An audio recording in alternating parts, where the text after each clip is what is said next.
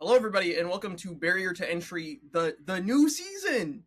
Oh, Yay! We did it. We did it. yeah, We did it. Bobby, get excited. I would love to This be is the- excited about this. I would love to be excited about this information. Is the thing. I would love to. This but is the first episode of the new season of Barrier to Entry, which is the next 8 weeks. There's 8 episodes, Session. I think it's 9. I thought it was I think it's 10. nine. I'll look it up. Well, the next however many weeks will be dedicated It's to 8. HBO You're right, Max. it's 8. Thank you. It's a Cool. okay. Will be dedicated to HBO Max and DC Studios' Lanterns.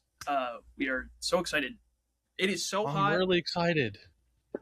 If you are watching on YouTube and not listening on Spotify, and you see this insane blank background right here, I moved into my new place early, and my roommates are not here yet, so they This is because I'm just Noah not touching their is stuff. a sociopath, and True. this is how That's he lives. also It's true. actually- This is it. Yeah, it's actually a psych ward after having It's to either deal with, lime green walls 20 or episodes?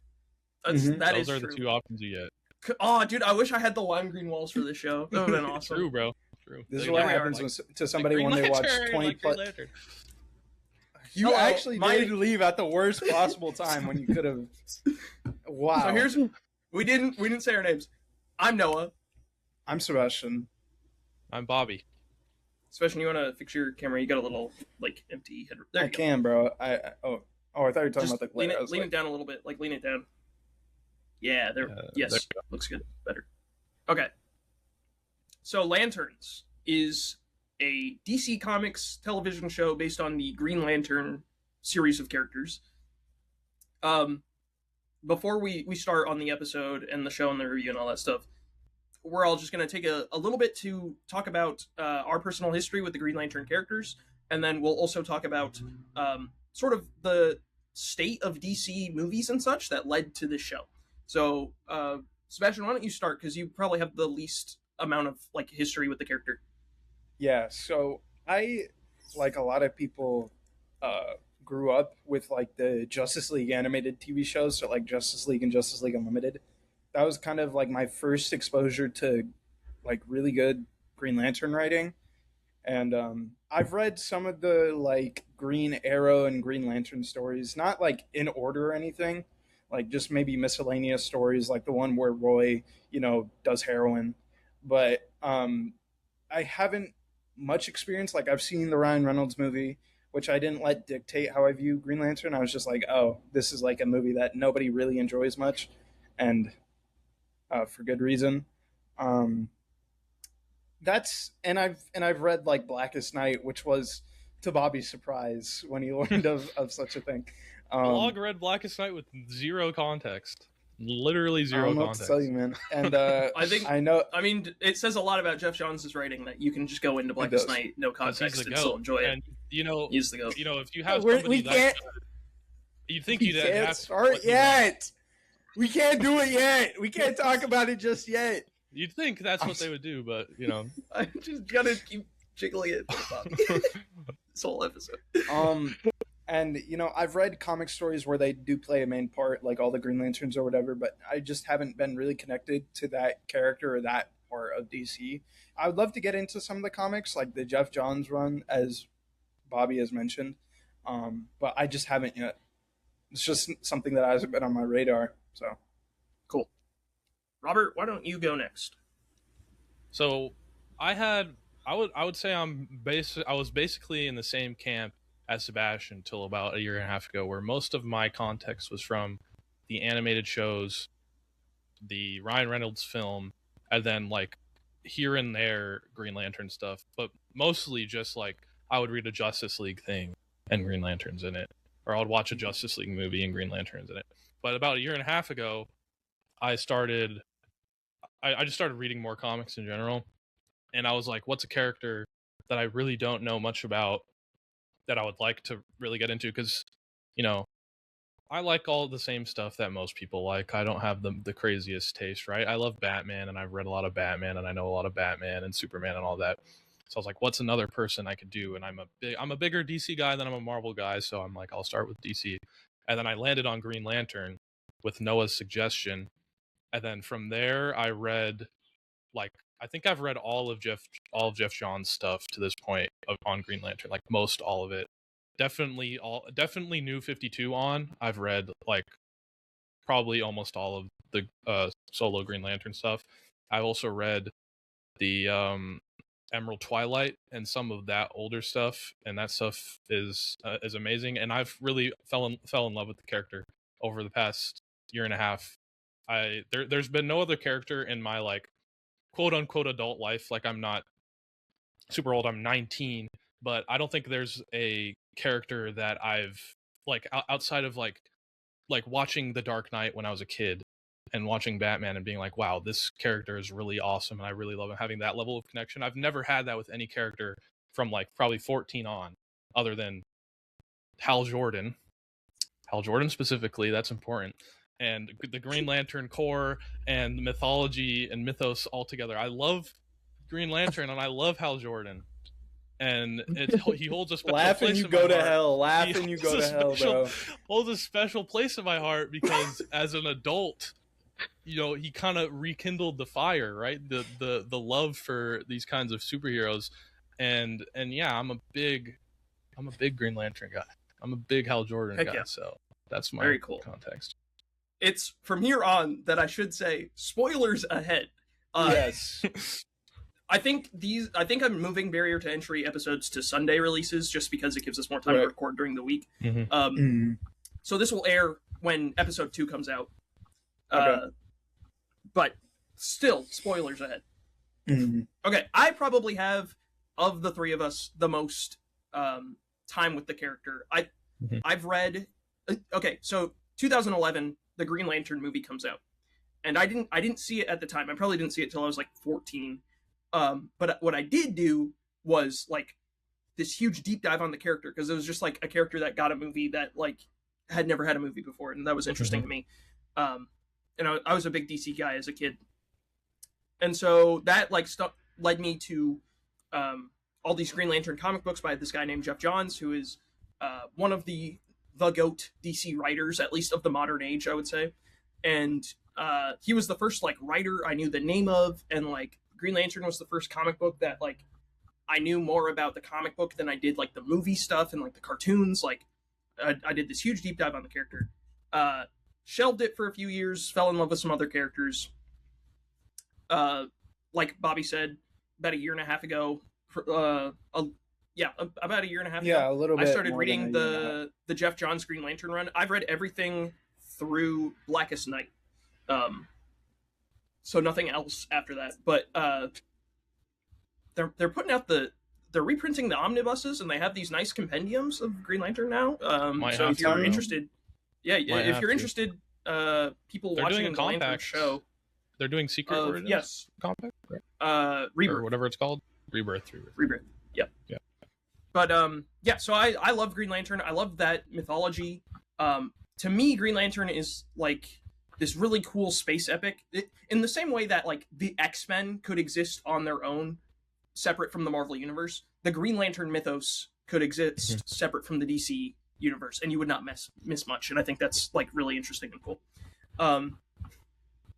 Okay, so the DC state of things. Wait, before that, everybody say their favorite Green Lantern. My favorite Green Lantern is Hal Jordan. Yeah. Sebastian, who's your favorite? Me? Yeah. I mean, the most exposure I have is John Stewart because of the Justice League animated cartoons. I'll say John Stewart.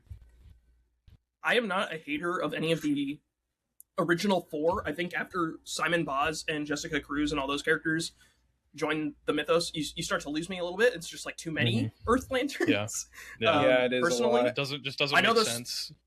I know those characters have their fans, but like the in-universe reasoning behind all the main 4, the original 4, the 4 legs on the table, as they say, just makes more sense to me than like. And then Jessica Cruz is also a Green Lantern. It's like, why? Noah's saying all this to say that Kilowog is his favorite Green Lantern. So. Kilowog is definitely up there. Sneaky?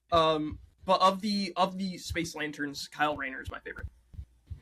So it's valid. We got 3 different ones. That's pretty good. We did. That is pretty good. Yeah. Now everybody say their favorite Superman. There's this niche one named Clark Kent, and I'm pretty fond of him. Holy niche. Holy niche, I've never heard of him before. Well, yeah, okay, let's talk about how we got to lanterns, because Green Lantern on film has a very, like, storied history. 2011, the, Ryan Reynolds, I couldn't think of his name, Ryan Reynolds, Blake Lively, Green Lantern Ryan movie, Reynolds. yes, comes out, and it does not very well. For context, the other 2011 superhero movies were X-Men First Class, Thor, Captain America First Avenger, and Ghost Rider 2. So Wow. That was Okay. low-key a terrible year.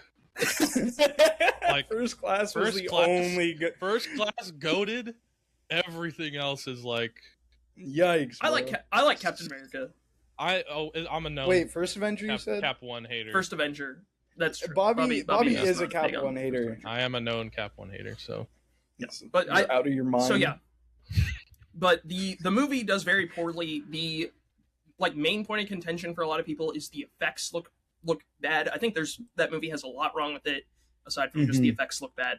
But that became like the main talking point because Ryan Reynolds in particular had a huge problem with the movie after it came out and very publicly like hated it like all the time. Like there's jokes about it in the Deadpool movie, like all this stuff, right? Like the Lego it- movie makes like Green honestly- Lantern the butt of the joke.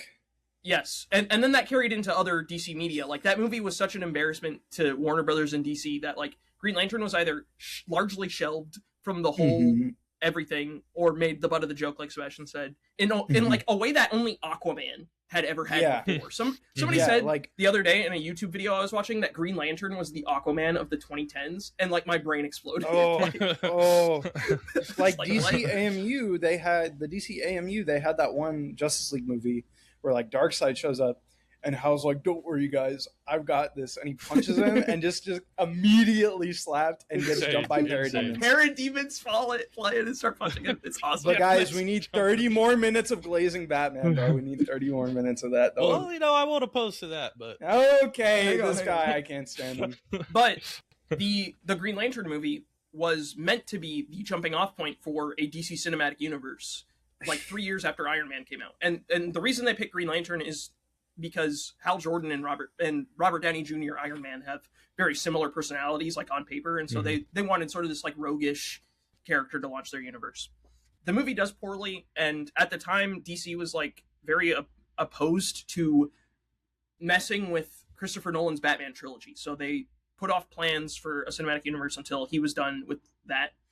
Dark Knight Rises comes out, they wrap that up, and then they like pretty much immediately rush into production the DC Extended Universe. As part of the first slate of DC Extended Universe movies, that like the initial slate was Man of Steel in 2013. This is all off the top of my head from what I remember.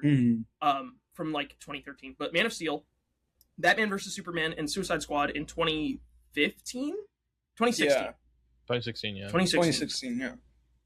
And then it was Wonder Woman in 2017 and Justice League Part 1. Oh, And yeah, then- I forgot they did that. Do you remember that? Yeah, and I then do. Flash and Cyborg in 2018. Justice League Part 2.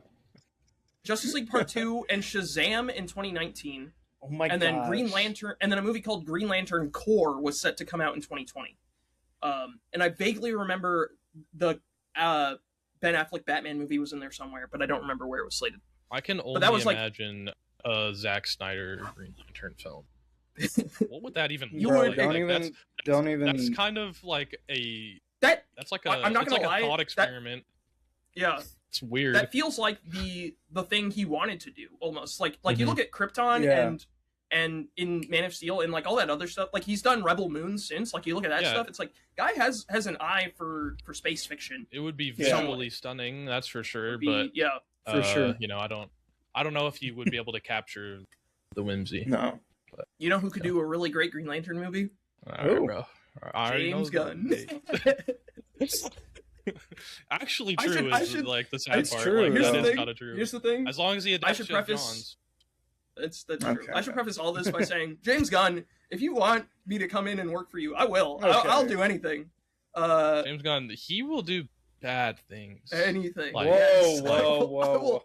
We'll do No. terrible things No, to work at DC. horrible things. Horrible things. But so a lot of those plans changed, and one of those plans was that the Green Lantern Corps movie got turned into a TV show. They were going to make an HBO Max Green Lantern Corps TV show that was like a space buddy cop thing. Reportedly, after James Gunn takes over DC Studios, the Green Lantern Corps pilot was still in production, but HBO Max requested that the show move from space to be a True Detective-like mystery show, which is more fit, I think, for the HBO like audience. Like that's the thinking behind it. So James Gunn is catching a lot of flack right now for a lot of different things.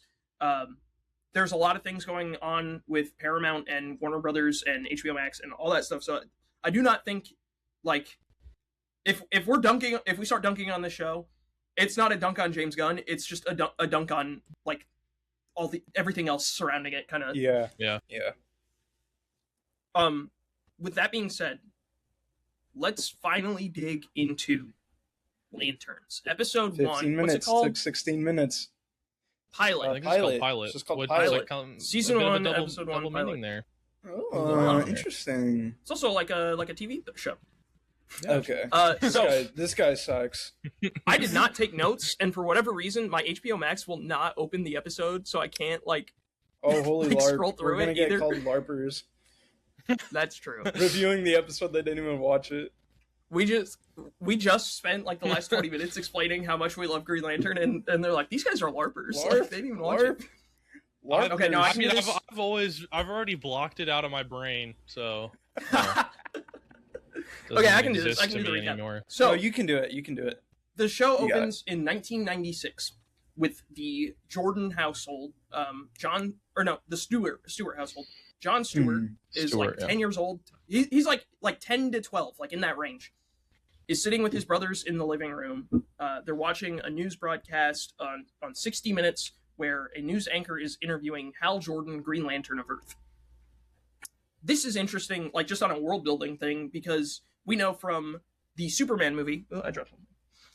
We know from the Superman movie that like powered beings and all these things have been around for forever, but that they didn't rise to prominence until like 30-ish years before that movie, and then even more so, there was no like Superman until 3 years before that movie, right? So Hal Jordan, at least so far in the DC continuity of this new universe, is being positioned as like maybe the first superhero. Yeah. Guy who So kind of they're breaks watching- doesn't open count. for everybody else. Yeah. So we're watching the news broadcast. We get a little bit of Hal's origin story where he's talking to the interviewer. He's like, the ring came to me and it asked me a question. It said, "Are you afraid?" And I said no. And they detail like when he was a kid, his dad was a fighter pilot who died in a tragic plane crash. That's all from the comics. As the Stewart boys are watching this, one of them is like, "Hey, Dad's home." The door opens up. A Marine walks into the room. This is their father. He takes John outside. He says, "Are you going to tell me his name?" And John goes, "Hal something." They weren't really supposed to be watching the broadcast. So he takes John outside with an apple, and he gives John the apple, and he places him up against the garage. And John puts the apple on his head, and his dad pulls out. It sounds like a parody that we're talking about, like Yes. this scene. Like This this is- sounds fake. This was crazy to me. This was the scene that like I was like, okay, the show might be cooking.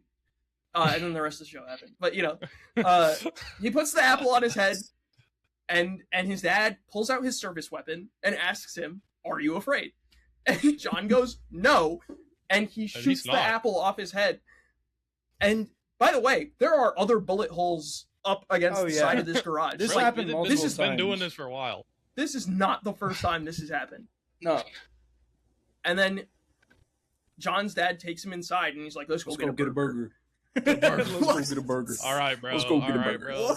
Yeah, bro. I'm getting some in and out after you almost just capped me in the head. Like, what?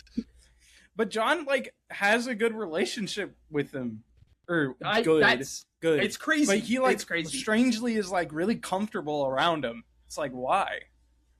Because Like, he's fearless. So, cut to that was 1996. Cut to 2016, which is, I believe, where most of the show is planned to take place. Like the majority of the show, or at least half of it, is going to take place in 2016. John is training at a gym. He gets a call that Hal Jordan is on his way. Hal picks him up in a car. They start driving. We get a little exposition. We find out that John was handpicked by the Guardians of Oa, who are like the Green Lantern upper crust, to be Hal's backup, pretty much. And backup in this version of the Green Lantern mythos involves, if anything happens to Hal, John is the next in line to receive the ring. This is something from the like 70s era that Sebastian was talking about with like Green Arrow and Green Lantern, where previously, the ring would find its own wielder, and then if that wielder died, it would just find another one. But in the 70s-ish, like, it was revealed that the Guardians could just choose a person, and so John was chosen after Guy Gardner was taken out of commission. Excuse me. So John like is calling Hal sir and all these things, and Hal is talking about like a space exposition he just got back from, and then John asks him like, when do I get to wear the ring? We've been training for 2 months now. This part I actually really liked. Hal's like, all right, bro, like, you want to... They have a great dialogue exchange about, like, Hal calls him a substitute teacher, which I thought was fun. Hal takes the ring off, tries to give it to John. John doesn't take it because he thinks it's a test. He places the ring on the dashboard, and he goes, up the road, about 3 miles, is a taco stand. I'll meet you there. Hal jumps out of the car from the driver's seat as the car goes careening off a cliff. So John has to grab the ring, and we just see the car explode. Title card lanterns. Yeah, that is honestly like great start. Intro. Like up to this point, you outside of like not seeing space at all, which is like you can forgive that for the first few minutes, right? You can for the first chunk. Yeah, you get like Jon Stewart is Jon Stewart, and Hal is Hal, and their personalities for the most part. Like there's obviously like Hal's a little difference. older than he's a little older. Like that's the primary thing. Yeah, which is like kind of the point, right?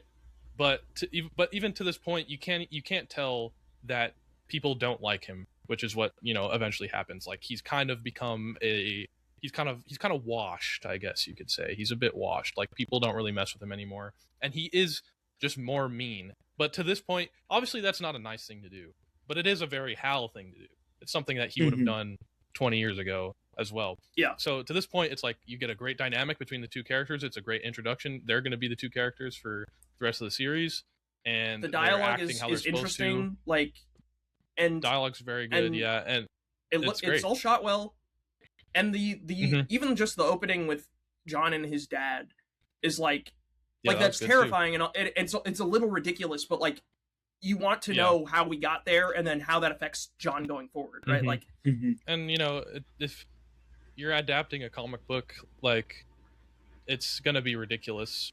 If you're a comic book fan and you're expecting something to not be ridiculous, then you're probably not reading it right. So it's a really good intense first scene, and it hooks the viewer into wanting to learn more, right? And I think it's great up to this point, and then we'll talk about what happens after that. So John is fine. He walked away from the crash. He's walking towards the taco stand. He's got the ring still.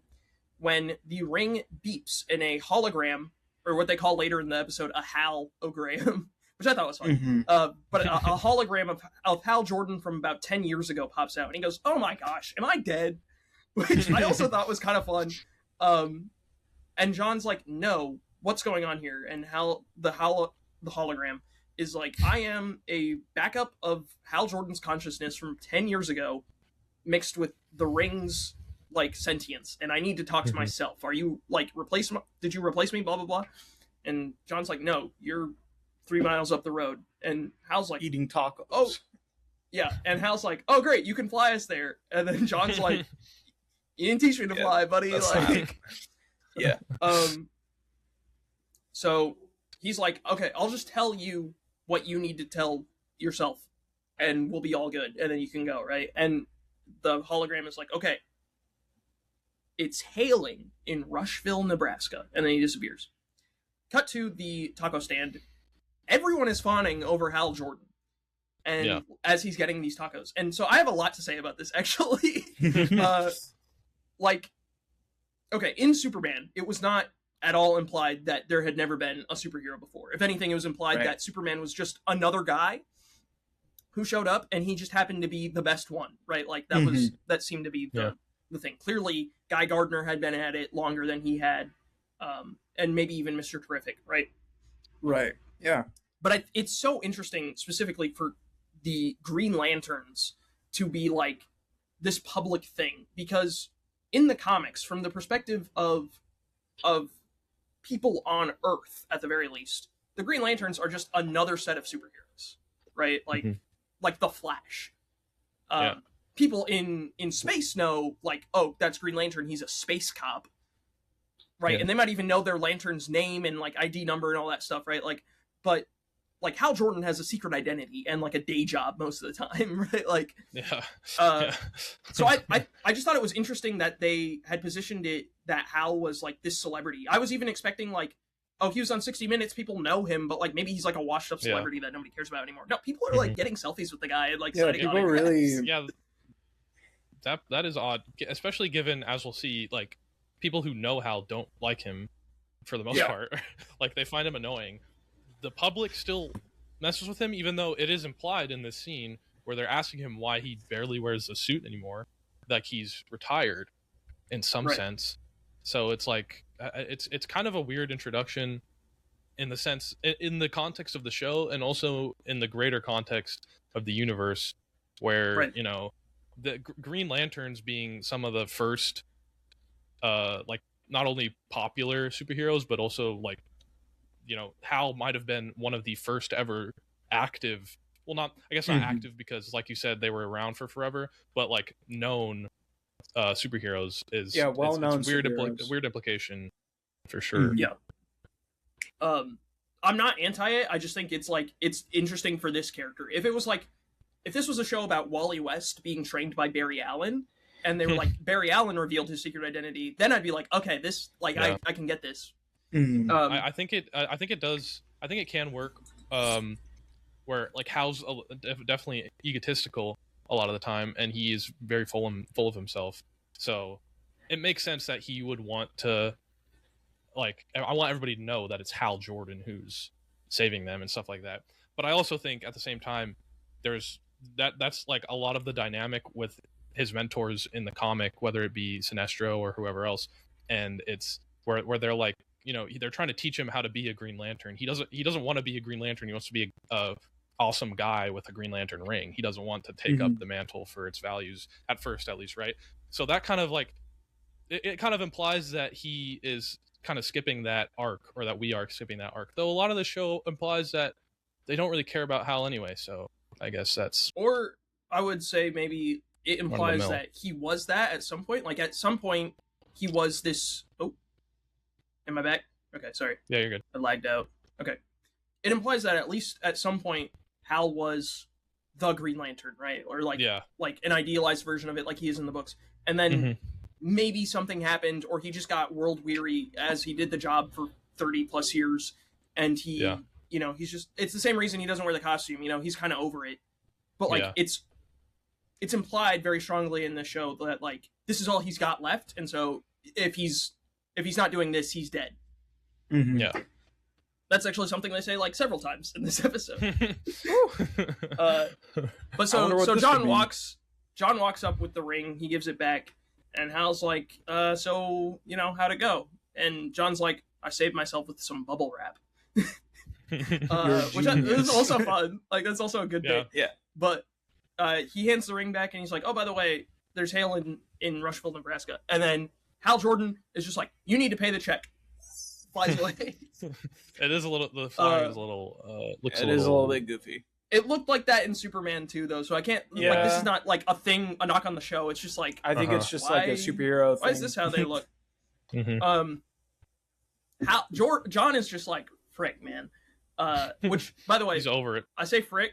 This show it's Yeah. egregious with the swearing on So this many show. expletives. To this point in where we're talking about, it isn't too bad, but like probably about 10 minutes later in the context of the show, it's As like soon as we hit it's Nebraska, every other sentence, it's like, okay, Yeah. the And it's point like, of it doesn't- those words is It doesn't that they add are anything. impactful. It doesn't make the dialogue more Yeah. interesting. Yeah. It's just like It's this is a kinda like show Reddit for or- adults. yeah, Yeah. it's like kind of Reddit, like Rick and Morty, Yeah. like they say Yeah, bad it's words, like, and they're okay. cool because of it. yeah, as Yeah. as Okay. soon as it hits Nebraska, the dialogue is definitely not as interesting as it is also- in the first 10 minutes. It also kind of feels weird for John's character specifically to be cussing like a sailor, where he's like a Right. Marine, and Right. Yeah. it feels like something that doesn't fit with him. But I don't know. Well, yeah, Or at least not with Marine, not with him, his Yeah. personality. like Mhm. Marines swear a lot, but like John, the thing about like if you want to make a reserved character, which is what John kind of is, he's kind of just a straight man. Usually, you know, they don't really talk much, or when they do talk, it's not supposed to be like something extremely long. What I'm Right, trying like to say every- is I don't think a straight laced character like John would swear that much, No, right? like I don't every think word out someone of like him would.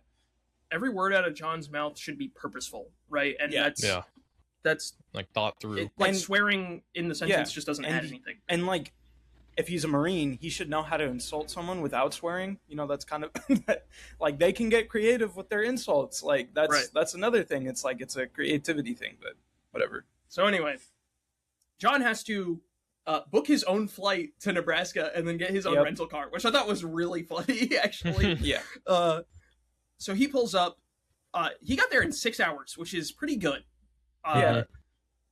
He pulls up to a high school football game that's gone awry. There's cops everywhere. Clearly, something's happened. He walks up to a police officer. He's like, I need to get in. And the police officer's like, bro, I can't let you in. And John goes, I'm here with Hal Jordan. I'm his partner. And the cop like radios into the sheriff and then lets him in. Yet another thing that I'm like, interesting choice. Mm-hmm. Like I said, in the DC universe, the Green Lanterns are really superheroes. Like they don't work with like normal cops, I guess, very often. Like it's just not a thing. All of this just so for goes the back show- to the show being True Detective with Yes. Green Lanterns. Yep. In it. Like everything Yes. is molded around HBO wanting it to be True Detective on Yes. Earth with Green Lanterns. Mhm. We'll get Yes. into that later, but you Yeah. keep seeing this pop up where it just doesn't really make sense. Mm-hmm. Yeah. So for this show to be like, oh yeah, the Green Lanterns, like they have Earth jurisdiction and like they're like the It's FBI they're pretty much. Batman. It's like they're a bunch yeah, of like, Batmans. what? Like I don't understand. I'm sorry, we'll get yeah, to it like, later. exactly. Like Batman can walk onto we a should- crime scene. Yeah. No, Yeah, this is a good. Like Batman No, can walk that's onto a good. crime scene, and Yeah. all the Gotham City police officers are like, Batman's here to do his thing. Yeah, Right, it's like- like he's the world's greatest detective. If Hal Yeah. Jordan and Jon Stewart walked up to a crime scene, you're like, and to be No, fair, I get guess out. like to be fair, I guess like the sheriff lady pushes back on them, but everybody like they shouldn't be allowed in there.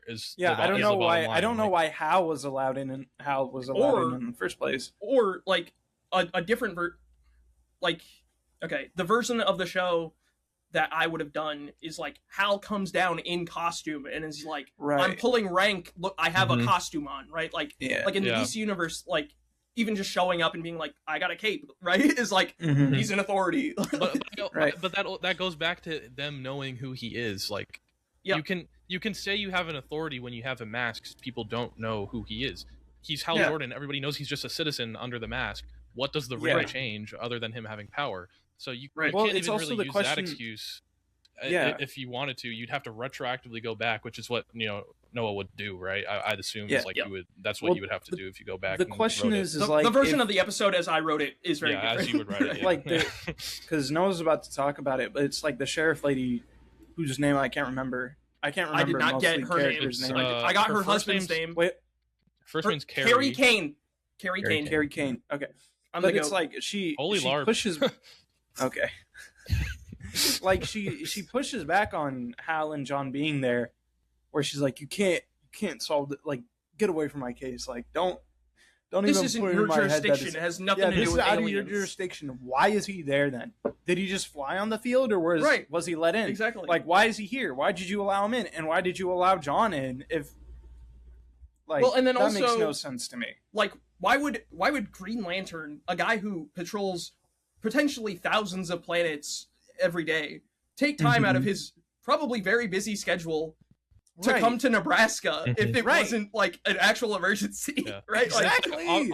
Obviously, there's something deeper going on, which they get into it later in the episode. But these characters don't know that. We literally see 10 minutes later where Hal's like, there is aliens involved," and she's like, "It's clearly not." Like, and there's also this bit where she like calls into assumedly her superior, and she's like, "There's another one of them here. They want to come in." And so there's like this implication that superheroes, no matter who they are under the mask, no matter what, have a superiority over law enforcement, which is insane. Like Booster Gold gets to go into any crime scene he wants and do whatever he wants just because he's Booster Gold. Like, dude, it doesn't really. You said make that. sense. I was picturing John Cena Peacemaker walking up to this crime scene. Same thing with that. Like, it's the same way. Vigilante walks up to a crime scene. He's like, "Let me in." They're like, "Well, you know, he's got a mask and he's got an alter alias. Like, we got to let him in. That's the government mandated. Like, it doesn't make sense." Yeah, unless it's Batman. Unless it's Batman, or Superman, or maybe like there's like a hierarchy too. Like Flash or Batman or Superman can walk onto a crime scene and they're an authority, right? What from what we know about Hal, he hasn't been on Earth and publicly been Green Lantern for forever. Well, yeah, because he was like gone for 2 weeks, right? He said, or whatever. He was just gone for 2 weeks doing space stuff. But like the last, he said he came back drunk after leaving for 2 weeks doing nothing. Hungover. And they've spent already some time in the episode building up to this thing where like at least the law enforcement don't like him. Like they think he's washed up. Like I said, they are trying actively to get him off the case. Yeah, they're trying to push him out, and then they just let him in. Like I don't know. I don't know. We'll talk about it. Yeah, we'll talk about it. So John makes his way onto the football field. Hal's sitting on the bleachers. He joins him. The sheriff comes up to him, and they're introduced. We get a little bit more like banter from Hal and John. All that stuff is great. Like all the stuff between them is really good. And it's clearly the thing that the show like wants to be is like buddy cop kind of thing. That's what they hang their hat on for sure. Yeah, and I mean, like that's how the show started. Like even when it was going to be the space show, right? Like the idea was old grizzled veteran Green Lantern plus new guy. You know, one guy by the book, one guy very loose cannon. So the sheriff leaves. She's like, "This isn't your jurisdiction. It has nothing to do with aliens." Hal is like, "There's something to do with aliens here." And John's like, "What are you talking about? Like, this is very clearly There's like 4 dudes with gunshot thing. wounds, and that's it, yeah, right? Like this is an accident at best. You know, a football game got out of hand, and then 4 people were shot.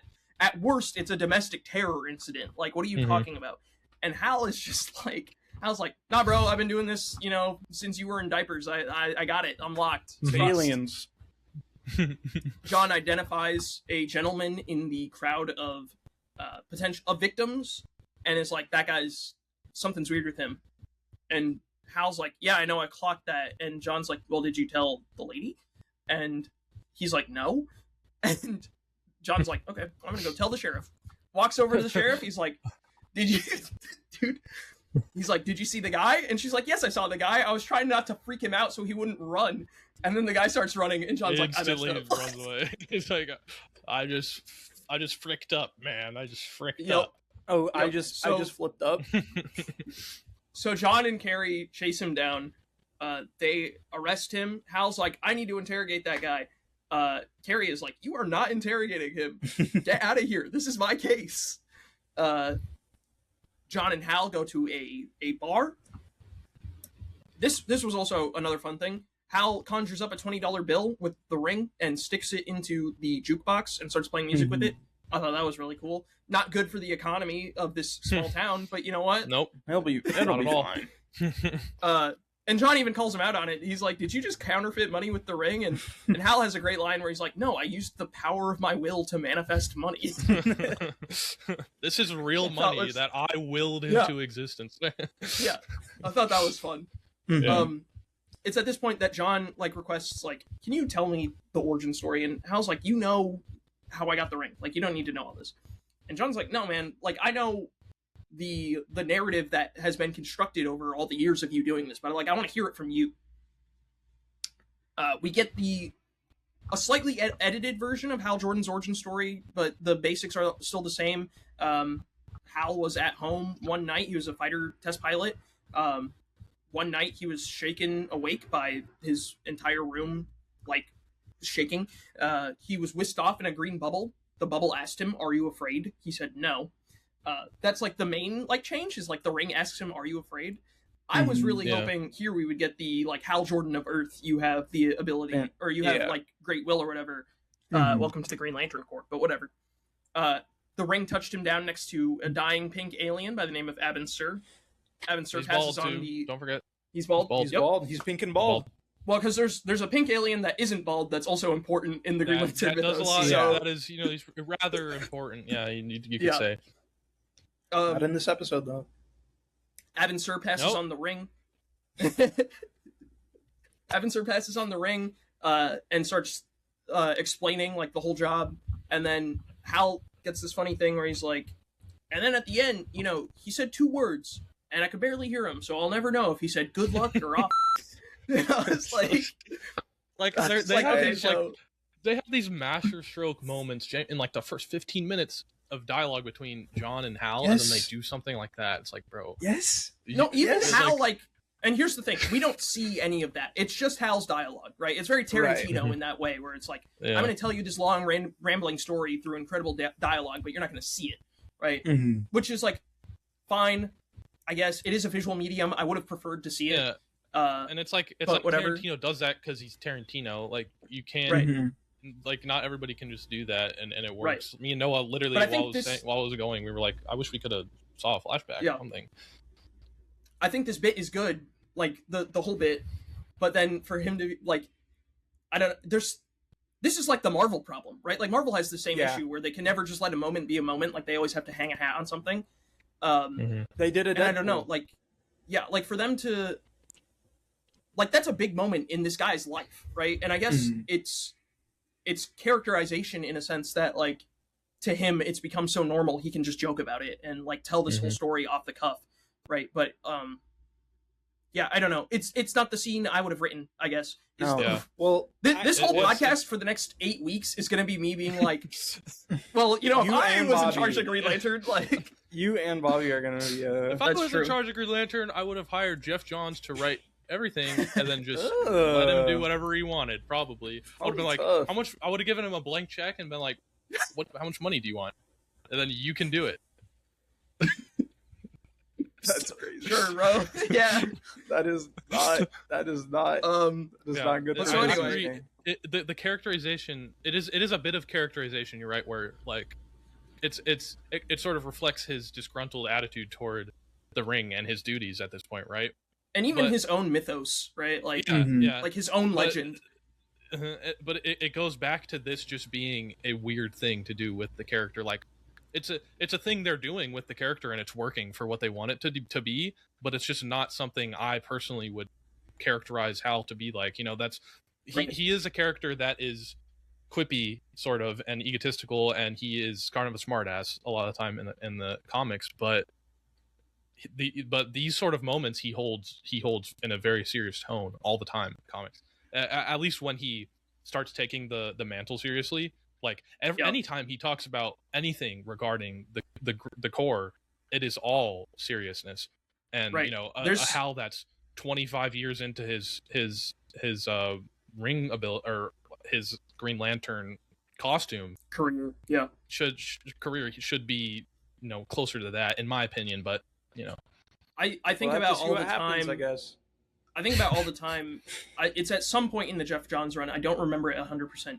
But there's a moment where Sinestro and Hal have to team up, and they have this whole long conversation where Sinestro is like, he's like, Jordan, do you were we ever friends? And Hal's like, dude, we still are. That's the hard part about all this, right? And like the whole point of the Jeff Johns run, or one of the like big points, is like Sinestro is still the greatest Green Lantern to ever do it. And Hal has like so much respect for Sinestro and for Abin Sur and their history and for Kilowog and everything that he's done. And you know, the guy worked to rebuild the core after he destroyed it single-handedly, right? Like there's a lot about Hal that he doesn't take himself very seriously, but the history of this thing that he's a part of is important to him. Once it becomes important to him, right? Like if this was a young Hal, that's completely fine. I think that would be a fine characterization, other than like it being a traumatic experience, I guess. But it's if it was a young Hal, it would work absolutely. But you know, in this context, I mean, we don't even know if he destroyed the core at any point right now. Like we don't even know what has happened. So it's kind of, you know, up in the air, and it's a weird characterization to me. We do know that the Guardians are still active though, because they picked John. Yeah, that's true. So well, it's like I don't want to, because I do want Noah to get through the full thing, because we still have like maybe this is going to be a long story to get. But like from what I've read, it seems like Hal talks of Abin Sur in a great, like in a high. He thinks of Abin Sur highly, right? And it's a little bit like, again, we don't know this Hal's full backstory. Like Bobby was talking about, is like maybe like his city like blew up or whatever. Maybe that could have happened, and then he's just incredibly demoralized. But you don't really get that. Like you don't get that feeling being like, oh, Hal is like lost everything. Like nobody really brings that up. So it kind of feels like he's just kind of been worn down, which doesn't make sense for a Green Lantern of all occupations to be worn down by the job. But it's like from what I've read, he speaks so highly of Abin Sur, so him to kind of joke about them meeting is really weird to me personally, from my own experience, because Abin Sur entrusts him with this ring, right? Kind of, the ring still has to choose him, but like he still feels responsible to carry on Abin Sur's legacy. So seeing this kind of thing where he's kind of joking about it is a little bit weird to me. If anybody wants to see or read a really great representation of this origin story, check out the DC animated movie or the DC comic book New Frontier. It's the same story. Excellent blah, comic. blah, blah. Hal is, I would say, as close as that story gets to having a main character, and you get to see all this unfold, and it's awesome. It's spectacular. I need to reread it.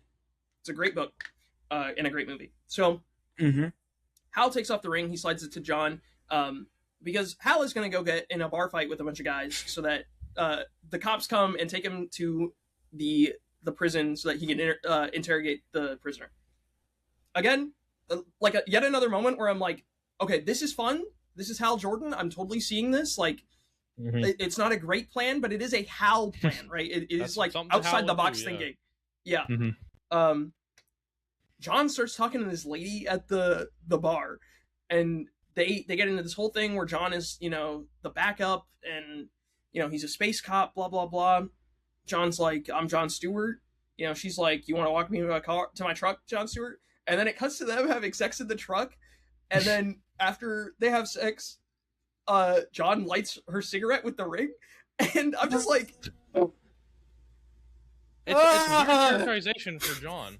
I feel like and not only that, but he's gonna get space cancer. Like not only from like not only is she could get regular cancer from the cigarette, but he doesn't know what he's doing with the ring. No, so, like, I joked about it. I joked about it while we were watching it. I was like, he's gonna blow her head off if he uses that ring. Yeah, because it's like he's been working on this. He has been doing this for 2 months and still cannot fly. Like, what are you doing, bro? So like that's. I get it's an HBO show, right? So it's like, you know, there's gonna be HBO isms where there's like you gotta have sex in the first episode. Yeah, gotta have sex, and you gotta have an obscene amount of swearing, right? Like those are pretty common within HBO shows. But it's just like, really, like John, like Bobby was about to talk about it, but like John, like having like sex with a random woman that he doesn't get the name of, by the way. He doesn't get her name at all. They just like have that's sex. A crucial plot point, actually, that he doesn't. That's get a her crucial name. plot point. Okay. Why does he do that? Because his partner or like his mentor is getting in a bar fight, and he should be like with Hal while he's getting arrested. Well, Hal tells him, "Do not stick around. Like, I need you to be on the outside." So John's like, "Oh, I'm on break. I guess I'm gonna have sex with this random woman I just met. Time to go have a quickie." Like, yeah, I've been in this town for like 18 hours, but sure. Like from an objective standpoint, like pretend I know nothing about Green Lantern and I'm watching this show.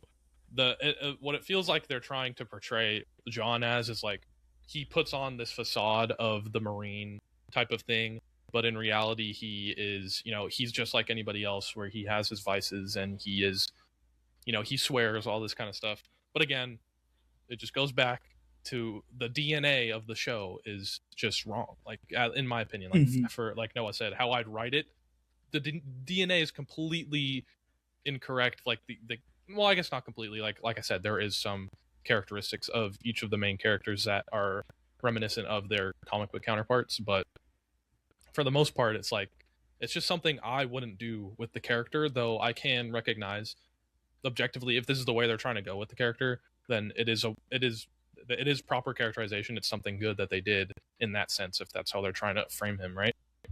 I might disagree with you a little bit here, because I think the show, like, on the surface at the very least, because I agree with you that there's definitely like something deeper going on here, but I think the show on a surface in a pilot is like Hal Jordan is the loose cannon, right? And Jon Stewart is the by the book guy, right? Yeah. And John, even in the scene leading up to the scene where he has sex with this lady in the car, she's like, "What are you drinking?" And he's like, "Oh, I'm just having Coke." And she's like, "Why? Like, are you just like, you just not drink alcohol?" Yeah, and he's like, "No, I'm on the job." And it's like, dude, if you're on the job, you don't have time for sex. A nooner. Yeah. Like, I don't have sex while you're on the job. I think you just kind of need a little bit more context. Like you said, if it is truly like loose cannon by the book, then that is bad characterization. You're correct. But if it goes the way of like he puts the facade of being by the book, but in reality he's not like that, then I think it's fine. But no matter what, I guess this is a situation where we got to see the next couple episodes. Yeah, that's what I was saying. Like, you just need a little more context, I think. But yeah. So the next morning, John goes to bail Hal out of prison, but he has to be tried by a jury first, or by the judge. So cut to a courtroom scene where the judge is like, "You beat up like 5 guys," and Hal's like, "Yeah, I'm trying to do an investigation, and your sheriff wouldn't let me." And then the judge is like, "Okay, man, what organization are you with that you're doing this investigation?" And he's like, I'm Green Lantern." Yeah.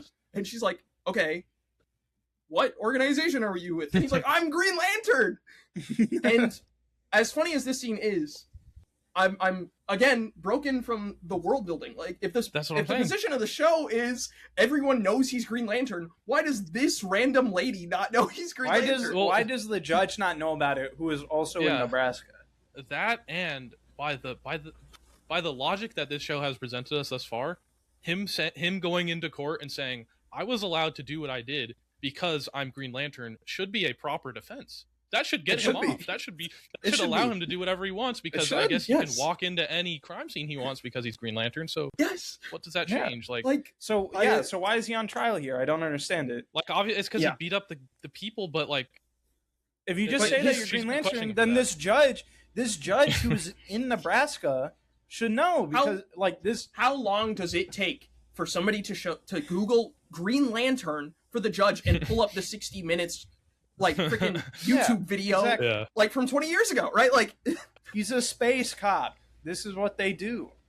And like, everyone in this town knows he's a space cop except for this lady. Yes, except this specific woman. Just like, I don't intentionally obtuse, which in that case you're a terrible judge and you should be fired. Yeah, true. She finds him. So then, okay, his public defense walks in. It's a gentleman named William Macon, who I could have sworn was a DC Comics character, but I googled it like 12 times. It is not. Holy LARP. Will gets true. Will is very bad at publicly defending Hal, at the very least, and so he gets fined $200,000. And then Will's like, my rich daddy will take care of it. Don't worry. Carrie and John both go to check in on Hal, and Will is like, oh, my dad would like to have dinner with the two of you at his residence. And we also find out that Will and Carrie are married. So, cut to John and Hal driving out to this huge like ranch in Nebraska. It's completely flat. Just so unappealing to live in Nebraska. Yeah, I'm sorry. I would maybe rather live anywhere else, like literally anywhere Yeah, else. Whatever that I is. mean, It's really gross. Sebastian and I are from the Midwest and are from Michigan, and that's not an especially like mountainous place, but there is stuff to look at. Like, Yeah. and then, you know, we live in California. There's mountains literally everywhere. Like, why would you ever live somewhere It's where not it's just like a nothing? wave of like beige. Yeah, it's like, oh Yeah. wow, it's beige as long as the eye can see. Like, oh, okay. It's beigeish green. Yeah, it's like beigeish green. But whatever. So, on this freaking compound is like a million billion dudes with cowboy hats and AR-15s, and John and gosh. Hal are like, "Where are we?" This does not feel right. They get to the front door. They see Will and Carrie and their son Noah, which I did not appreciate. Please stop. Please don't name characters after me in media. And Makes he me looks uncomfortable every time. exactly like Noah. He looks exactly That's like true. Him. That's true. Yes. And he's never making it to the league. The kid is like a football, like wants to play on the football team. Will and the kid go off. Hal offers Carrie a beer, and she's like, "Yes, please." Oh my gosh! And then he opens it with a Green Lantern like construct beer opener, which I thought was fun. And then she's like, "Oh, you do not want to get involved with my father-in-law. Like, you can just leave." And especially you there. Yeah, sorry. I was checking something. My bad. Okay. But so he's like, she's like, you don't want to get involved with my father-in-law. And Hal is like, sounds like you owe him something, which will be a mystery for later, I'm sure. Oh. But you have to, Nobody okay, cares. you have to put that in the show. Like, this is a pilot. You have to keep people coming back. Yeah. I understand. It's just that scene is, that scene is just funny to me. Anyway, Yeah. they go inside. They meet Will's father, who I will be calling William, I guess, because they have the same name.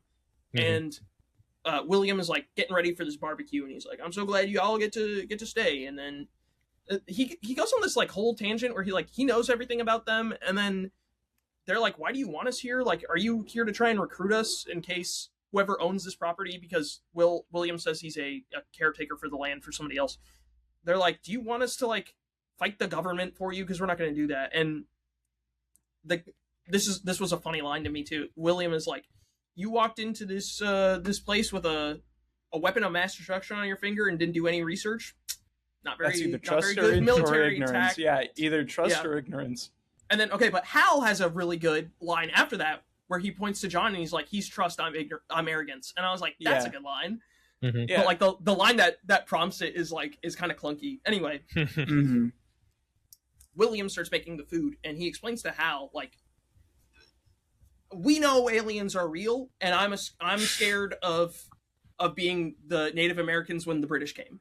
Like, yeah. He talks about colonialism. Yeah, and so he's like, it is a little weird because like, I feel like, is he not like in what this guy is talking about? He's like, he hates colonization, all that stuff. He's a bit of a hypocrite, is he not? Like, yes. Like if this is your big stance, then you probably shouldn't be living in Nebraska. I don't know. Like, I don't know. Right. Like, it's kind of weird. Taking care of a bunch of land that. Yeah, I feel like it's odd. Yeah, they're setting him up to be this like xenophobic character, which you know is fine or whatever. But like, it's funny that he's just like, colonization is bad when he's like Nebraska dude with a cowboy hat and I love like Nebraska. employs a bunch of dudes with AR-15s. Right, like, but he's like, all these AR-15s are to protect everything in case the aliens come, pretty much. Yeah.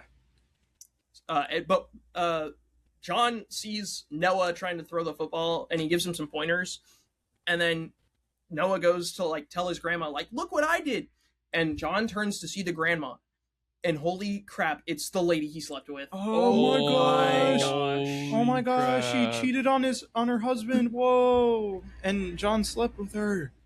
Dude, this is gonna keep the general audiences in their seats with this one. They are, though, is the thing. That's this is gonna the work. thing. They want to That's see what the happens thing. between John and the grandma. That's what they want to see.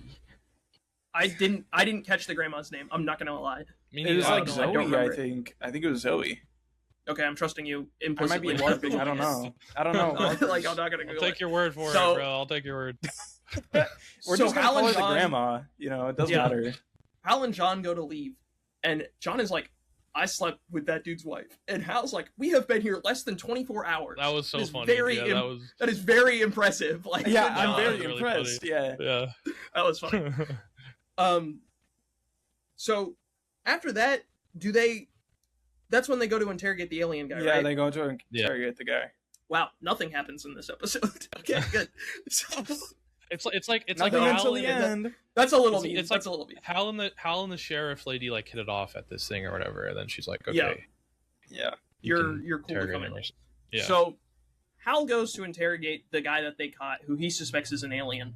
And he starts quizzing him on all these Nebraska and football facts. And John and the sheriff lady are watching, and they're like, huh, he's not getting anything, is he? And then Hal asks the $1 million question. He's like, what school did Harry Potter go to? Whoa. by the way, This is some crazy cross-promotional nonsense, It because is. the Harry Potter show comes out later this year.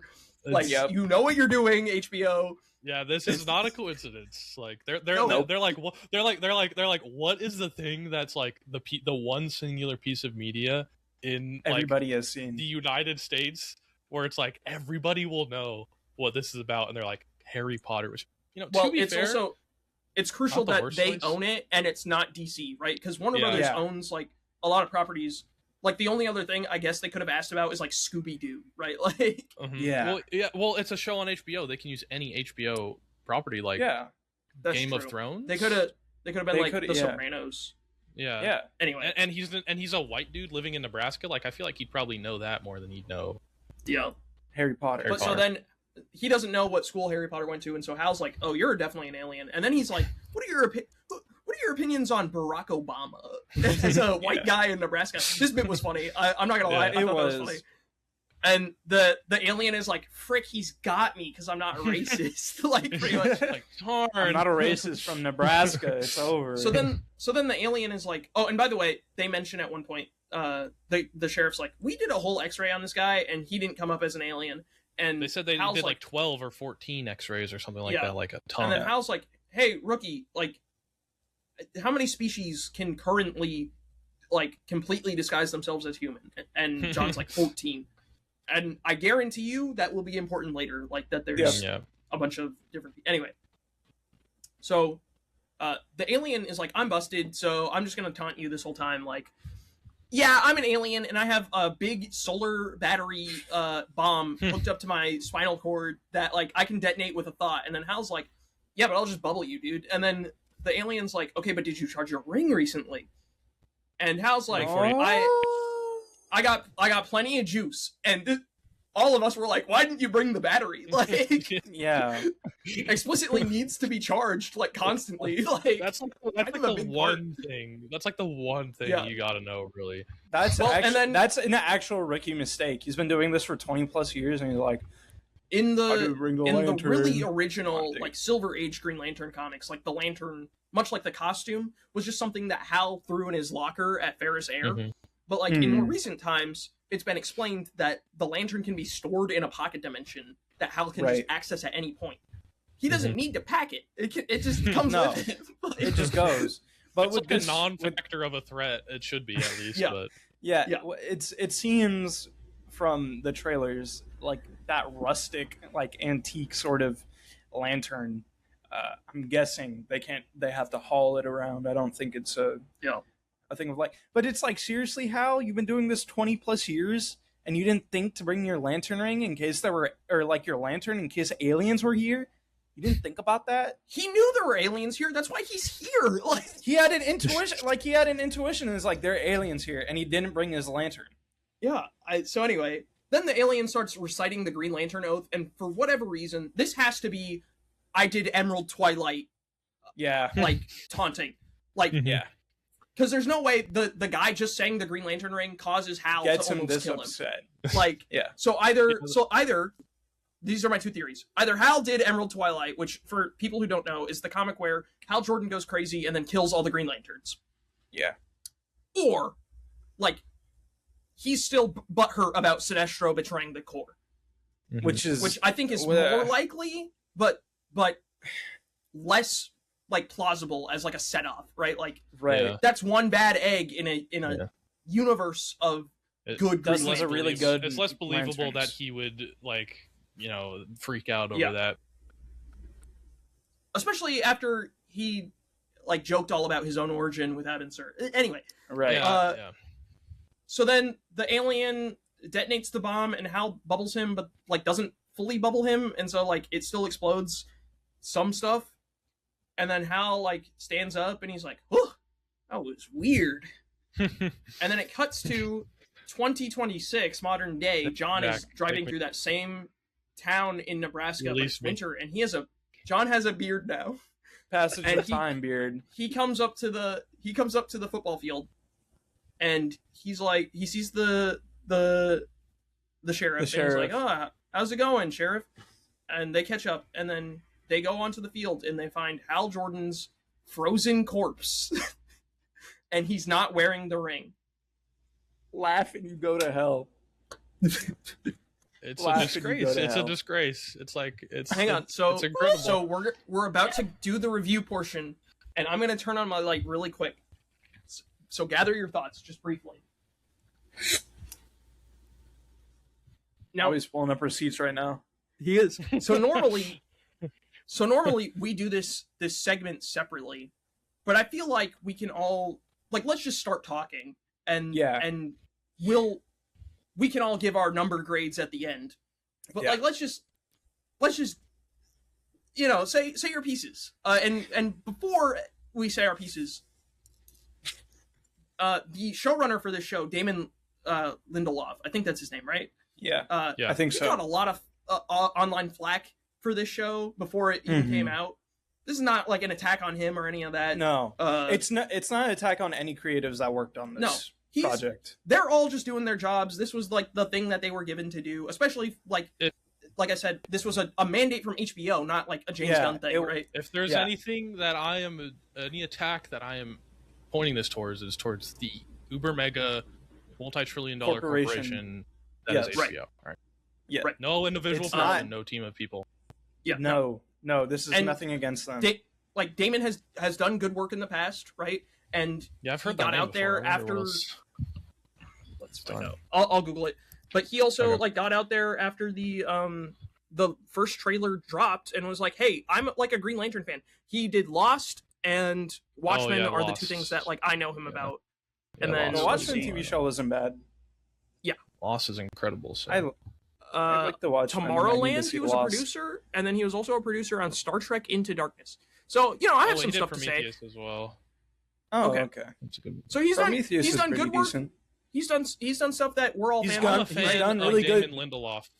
I'll go on record. Yeah. So he's done really good sci-fi stuff. This is not us. Prometheus isn't a bad movie. I like it. This is not us being like movie. They should fire James Gunn and Damon Lindelof should be hung. All right. Yeah, this is us being like. No. This is us being like, I wouldn't have done this, or I would have done this. But let's just get it all out there. Yeah. I'm sure Bobby has a lot he wants to say. Go ahead. I think we should start with. I'll start with what I liked about it.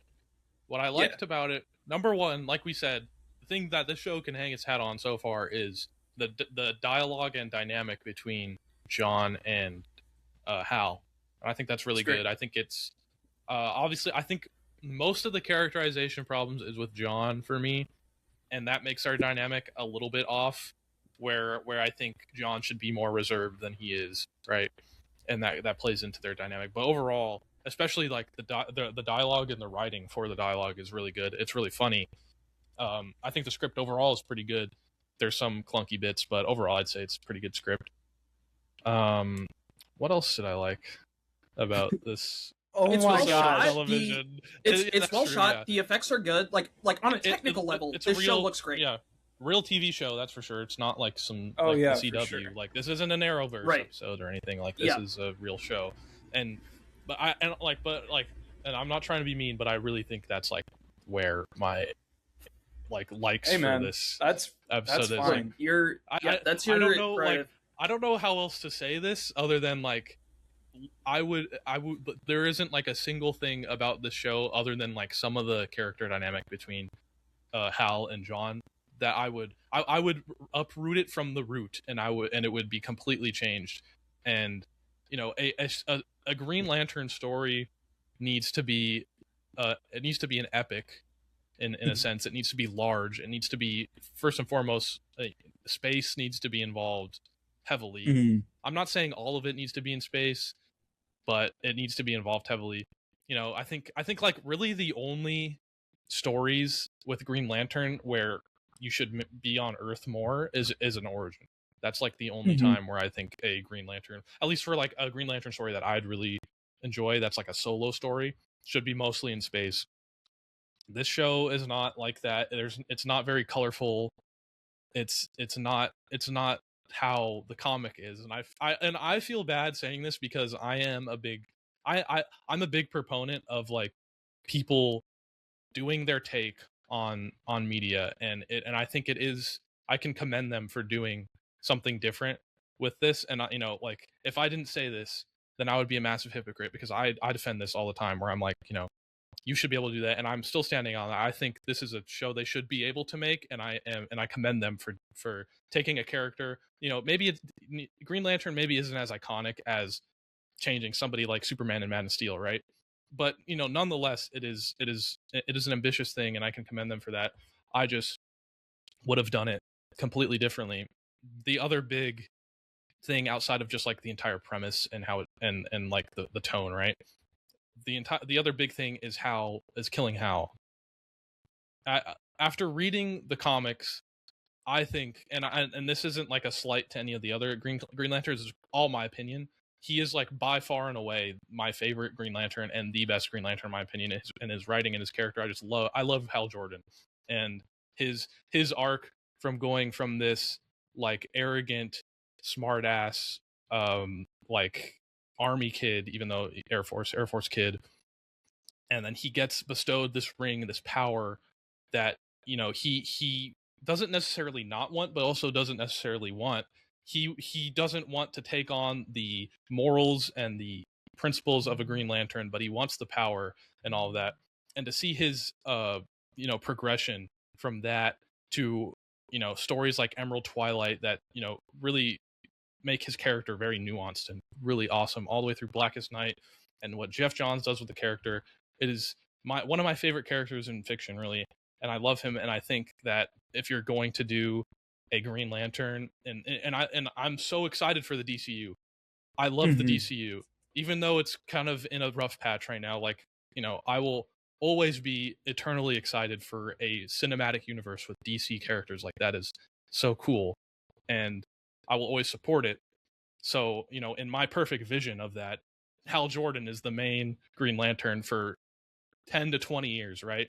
So for the new DCU to come up, you get a Green Lantern project announced, and then they kill Hal Jordan in the first episode. It's like, it's disheartening for somebody who loves the character so much, right? And something that me personally, I would never do in a million years. Now, you know, with that being said, Hal has died before and came back. And so, you know, I'm not completely writing off the fact that he can come back, but I do think there are a few factors that prevent that. First, Kyle Chandler is old, and I just don't see them bringing him back for a 10-year run as Hal Jordan. So, you know, as a Hal Jordan fan who really wants to see him in live action, done really well, and his story is done really well, I'm going to have to wait 20 years until they reset the universe. Like, basically, you know what could be James Gunn is interesting fired or something. James Gunn has talked before, and I don't know if this is still a plan, but like, he's talked before, and you know, we have Creature Commandos as an example of this, about doing animated projects. Kyle That would be Chandler, awesome. probably too old to do a live action Hal Jordan, like a big space thing, but they could do a Hal Jordan animated something. And something, yeah. That would be really cool. That would be cool. That would be really cool, and I'm not slighting animation or anything like that, but you know, we've gotten a lot of those already that are really amazing. Like you said, you plugged one earlier, And I'm not saying I wouldn't want more of that. I would absolutely love more of it. But when I'm talking about like the cinematic universe, like I want to see this guy done in live action, like how I see Spider-Man Brand New Day. I want to see a rebirth Green Lantern like Spider-Man Brand New Day. That would be like You want the amazing, Batman right? type of movie for Yeah, exactly. Green Lantern, I want something like that for Green Lantern, and it's a little sad that probably not going to get that, which is it's all right. Like I said, it's everybody's going to have this with their characters, right? Like I'm sure there's probably a Hulk fan out there who is the biggest Hulk fan in the world and a bigger Hulk fan than I am, a Hal Jordan fan, and he's probably been in the depths of hell for the last 30 years with how they've handled the Hulk, right? Yeah. And I'm not the only person in this boat. I'm not gonna stop watching this stuff or whatever because this is happening. Everybody, a ton of people have gone through this exact same thing, and it's not the end of the world. And I can still enjoy all these projects and all these amazing adaptations. It just comes back to the same thing where it's like, if I was starting this DC universe, if I was doing a Green Lantern project, this is quite possibly the complete opposite of what I would do in the beginning of a Green Lantern project. And that's really just my stance. Like, it's kind of hard to do a real critical analysis when you just like completely disagree with the thing from the root of its cause and the root of its narrative and everything like that. So I'll let one of you guys talk now because I've talked for like forever. But yeah, that's my stance. I just completely disagree with it. One question before Sebastian or I talks. Mhm. Like, we have seen in the trailers there is more space stuff to be had and all that stuff. Like, do you think even with the death of Hal and all that, you're still interested to see John do potentially some space hopping and all that stuff? When I say I'm a Green Lantern fan, I'm a Green Lantern fan. I love them. Like tier one of me being a Green Lantern fan is Hal. Like I said, he's an extremely important character to me. I love Hal, but I also like you wouldn't read a book or anything like that if you liked one character, right? I love the mythos of the Green Lantern Corps, and I think I said this a few days ago when we were talking about Green Lantern for whatever reason, but like one of the most criminally underrated sets of heroes, like character, like written characters. Like I don't like, other than like the really recent Green Lanterns, like they're all written incredibly well, and I like all of them, and I would love to see more of that. It's just Hal is my favorite, and I think, like I said, when you kill him, he could come back, and that would be cool. But I also think if you're gonna kill him, and like the progression is you kill Hal, you bring him back as Parallax. Like that's just like the thing you're gonna do if you kill Hal, and it just doesn't work. Like I said, or the Spectre, yeah, but that kind of like goes hand in hand. But yeah. They're not going to do that. They're not going to do that. They're not going to do that. In my dream world, they would do that, but yeah, it would be cool, and they could do that, but it just doesn't. The story does not work nearly as well if he doesn't have the connection to characters like the other Green Lanterns and the Corps outside of just John and maybe Guy, as we'll see, or a character like Green Arrow and Black Canary, who he has great connections with that you need, or even Superman. Like I said, with Mongol and all that stuff happening, like you need these. He and the Flash are close friends. Yeah, Barry and there's lots of all of these characters that he's super close with. Like you need to have these connections set up. It's kind of like connect us to Marvel a little bit. It's not like Doom, where like Doom and Reed, where I said a couple days ago when we were talking about this. You can put a Doom and Reed that have no prior context together on screen, and you'll feel their connection and their dynamic. You can't. And they're iconic enough. Their rivalry is iconic enough to carry. You can do that with a rivalry like Doom and Reed, but you gotta establish this kind of thing with these connections and these characters for it to really hit like it would. And if I had control, I would love to do a Blackest Night. That would be the first big event, and you take this story along with Hal, but it's clearly not how they're going, and that's okay. Nope. But I'll let one of you talk now. But yeah, that's my stance. Go ahead, Sebastian. Okay, so I'm obviously coming in here as someone who does not have as much exposure to Green Lantern as the other people on this call do, but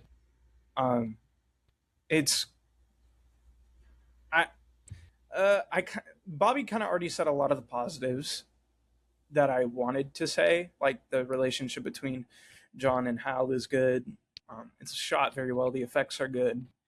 I'm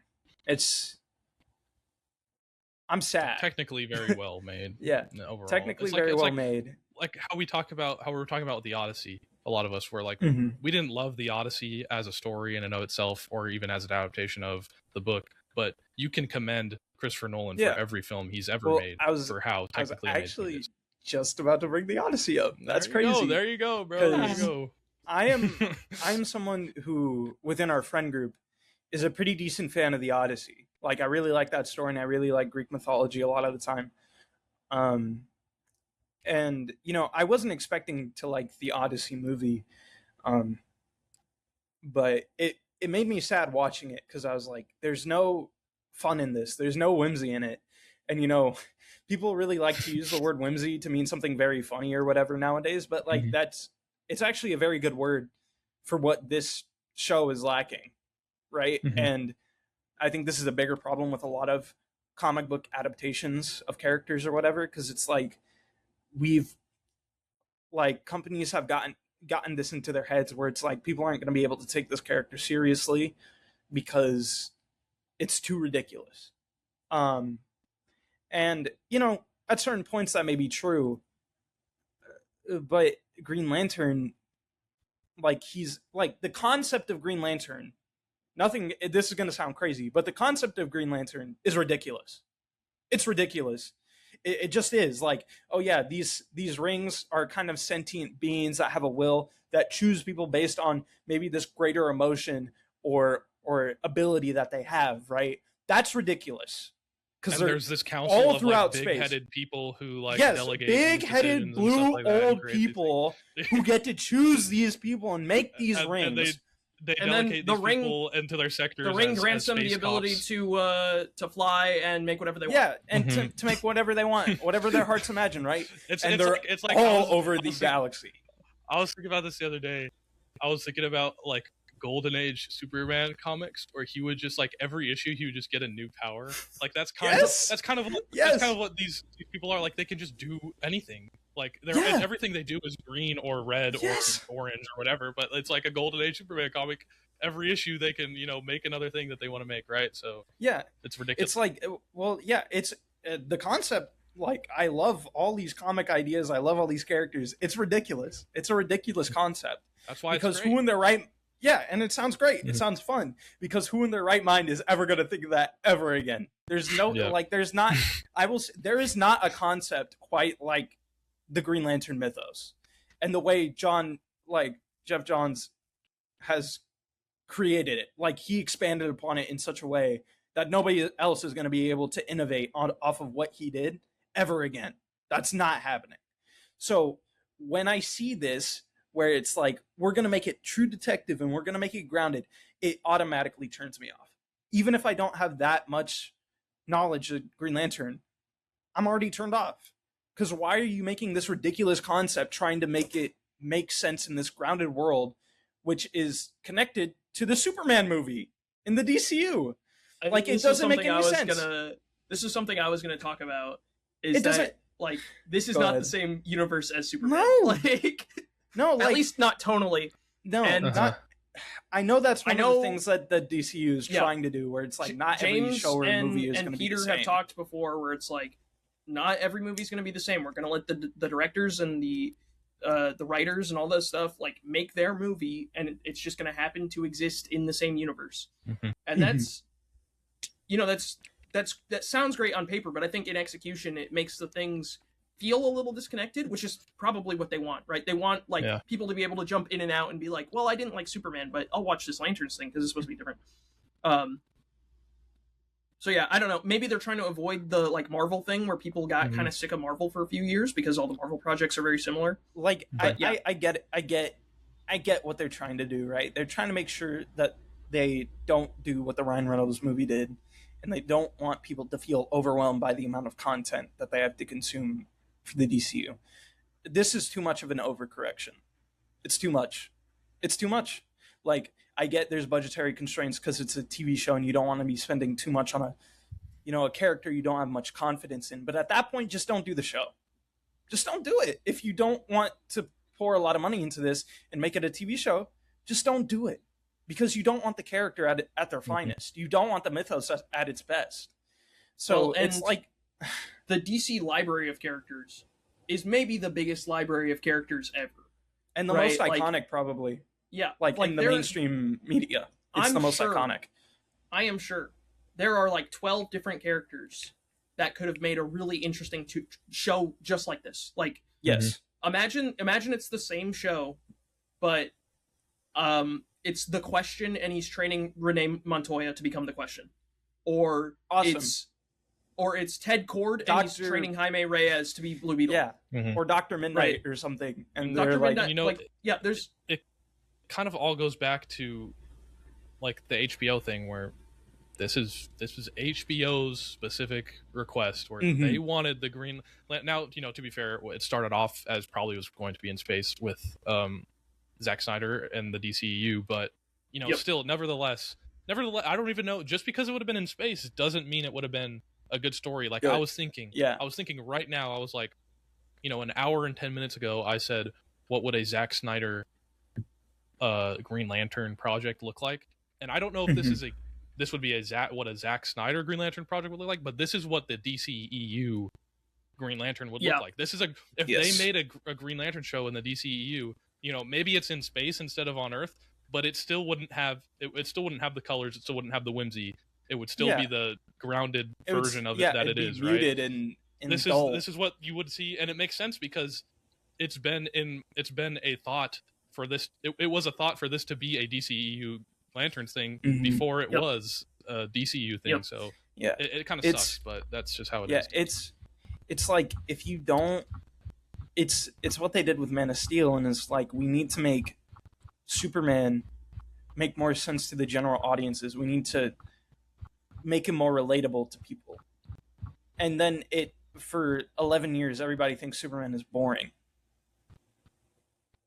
I don't I know a lot of people already thought he was boring, and it's not all Man of Steel's fault, because you also have games like Injustice that disservice the character as well, and all around he just wasn't getting that much content either. But like I know, like I've seen people who are like turned off from Superman the character because of Man of Steel. I've seen that, and it's because he's just kind of boring. And that's an interesting thought, is that like you would think this far into us making these comic book like big budget comic book movies have been a thing since Blade in 1998. Right. You would think that all these years later, like after everything that Marvel has done, and after all of our like trying to modernize these characters with like the Nolan trilogy and Man of Steel, and even like The Amazing Spider-Man, which is a movie that I have a personal appreciation for, but like I would not say that's like that's not like the idealized version of Spider-Man to a lot of people, right? No. For them to be like, we're still trying these like grounded modern takes, like, you know, it's just not almost 30 Dark years Knight later. trilogy. You know, I love the Dark Knight and I like Begins.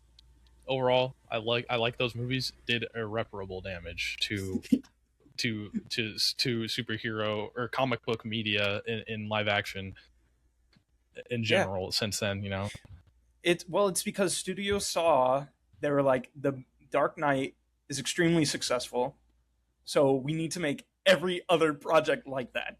And that's like that. Okay, I'm not the biggest fan of the Dark Knight trilogy. Me and Bobby have talked about this before in great length, but I can understand, like for Batman, it makes sense for him to sort of be in this world, right? Like out of all the superheroes you may be able to do a grounded project with, it's Batman, right? But it can't work with other superheroes like Superman or Green Lantern, because they feel so mythological. Like they feel very like science fantasy sort of. They're intrinsically just not grounded. Like every part of the foundation of these stories and these characters are fantastical in every sense. Just look at their origin stories.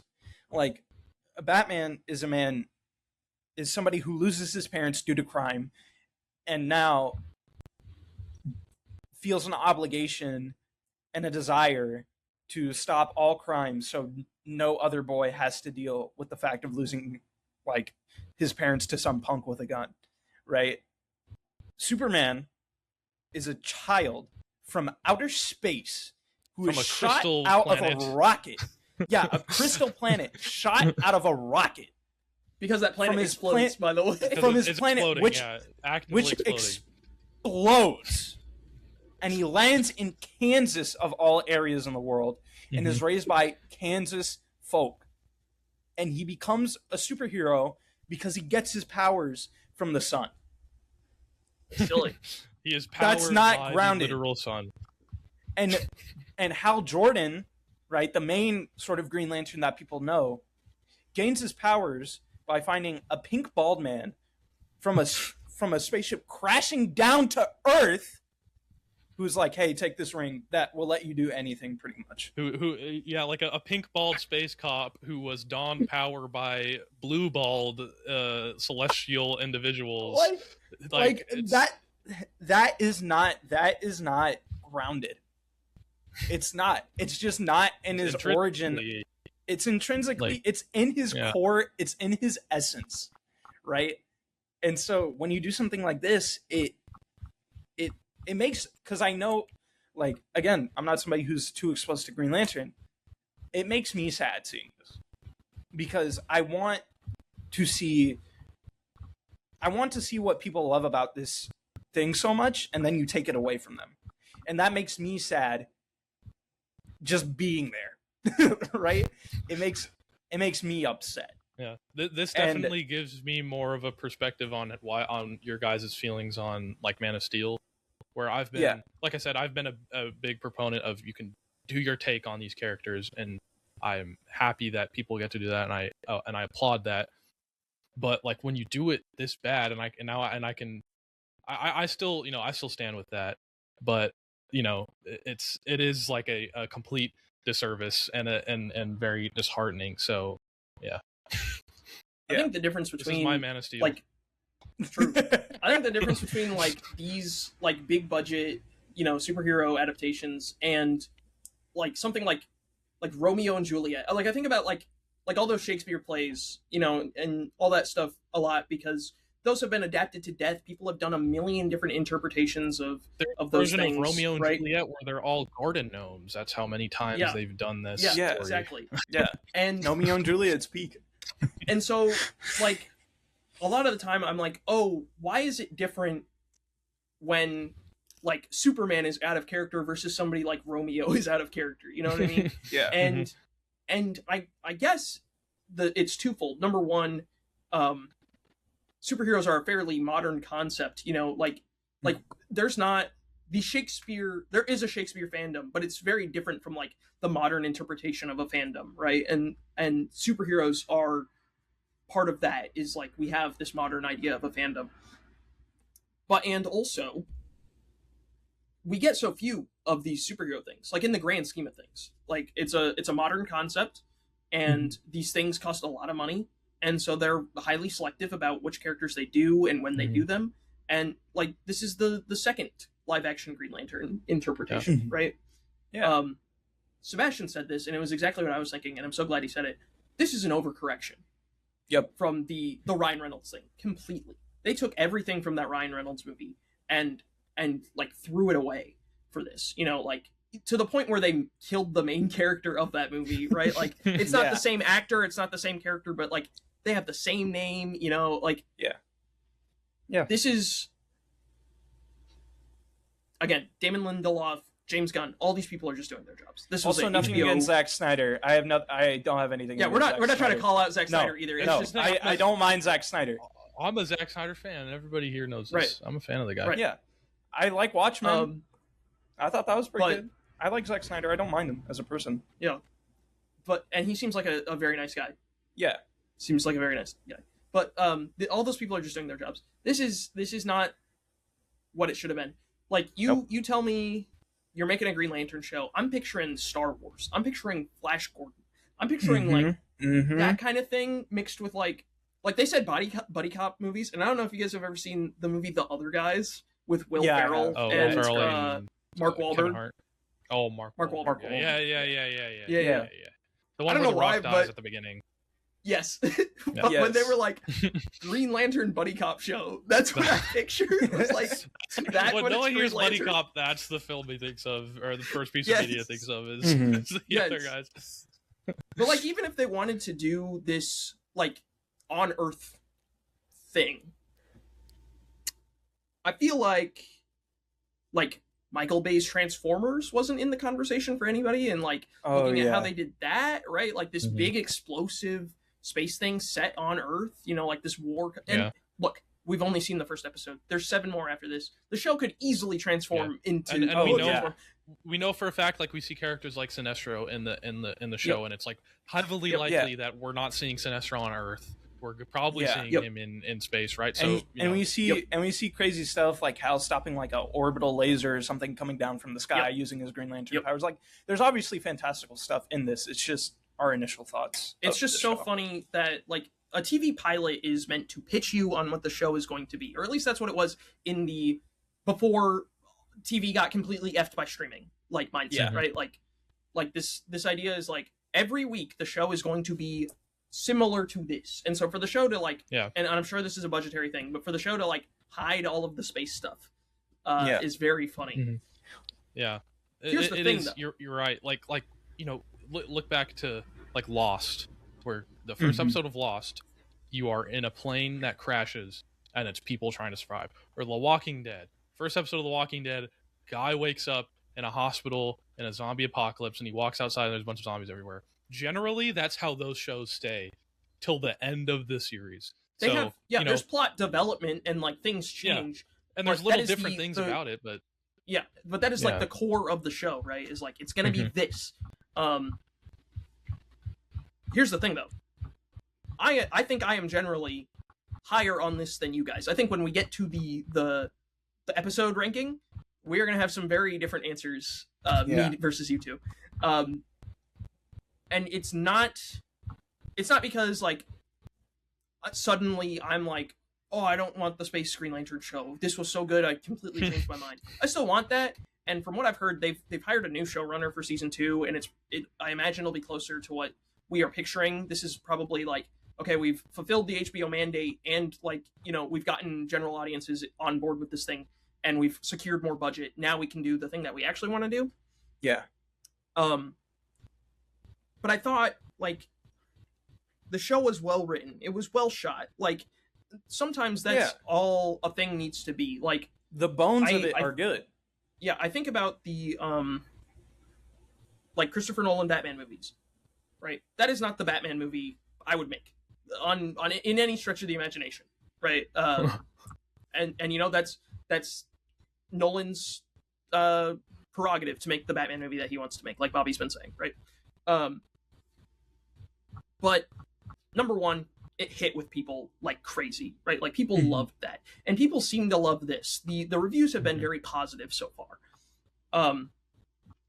And number two, like it got people to take Batman seriously, and so I think I'm investing in this as a fan, hoping eventually we will get the Green Lantern that I have in my brain, right? Like you have to do all of the Christopher Nolan Batman movies to get the Batman, Yeah. right? You have to make Man of Steel to get James Gunn's Superman. So I'm of two minds about this, where I'm like, I thought as a show this was great, as a Green Lantern show, not necessarily what I'm interested in, but it seems like people like it. My very last thing is script probably needed to be a little tighter. There's like we mentioned in the recap, there's things that like don't necessarily make sense, like some world building things, and Bobby said this while we were watching, but there are long stretches where it feels like nothing's happening. Like they're dialoguing and they're delivering characterization and all that stuff, but the pacing is an issue. It feels like it's not moving towards anything. So those would be all my critiques. Well, I mean, I definitely agree with you. Like what you said, where it's like you need these kinds of things to get to the Batmans of the world and the Superman 2025s of the world, right? The only and I completely agree with that. The only thing is, like, I don't know, maybe I'm wrong about this, but this feels like almost like the nail in the coffin for Hal Jordan as like the big Green Lantern. And this is all a me thing. Like I said, like I've been saying, like I just love Hal Jordan so much, and like I completely agree with you there. Though and I really do hope we get this like season 2 or whenever they do a more fantastical Green Lantern. I just don't think that's going to be with Hal Jordan leading the show or leading the film, which specifically for me, it really sucks. But I do, like I said, I do love all the other parts of Green Lantern, so I will There are be Jon very happy Stewart to see fans like Sebastian who like just know him from the cartoon, that. who are like, "Oh, this is the thing." Like, "Oh, Mhm. Jon Stewart." So yeah, and it's Sebastian, like, you had and something you want to say? really quickly. It's Yeah.